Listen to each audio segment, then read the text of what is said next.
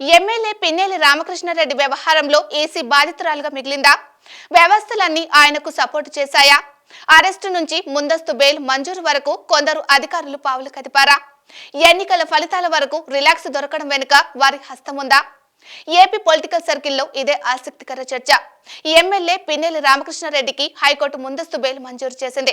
ఫలితాలు వచ్చే వరకు ఆయన అరెస్టు చేయవద్దని ఆదేశించింది. దీంతో ఈ ఘటనకు సంబంధించి చిన్నిపాటి బ్రేక్ దొరికింది.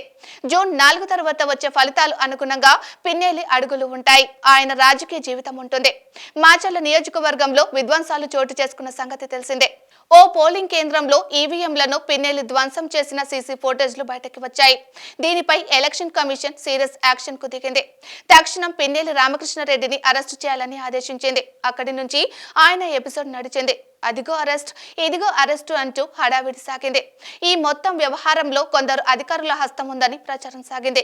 ఇంతలో హైకోర్టును ఆశ్రయించిన పిన్నెల్లి ముందస్తు బెయిల్ను దక్కించుకున్నారు. తాత్కాలిక ఉపశమనం పొందారు. అయితే ఈ మొత్తం వ్యవహారంలో ఎలక్షన్ కమిషన్ బాధితురాలుగా మిగిలింది. జూన్ 4న ఫలితాలు బట్టి పిన్నెల్లి భవితవ్యం కొనసాగనుంది. ఒకవేళ తాను గెలిచి వైసీపీ ఓడిపోతే ఆయన మాచర్ల నియోజకవర్గంలో అడుగుపెట్టే ఛాన్స్ లేదు.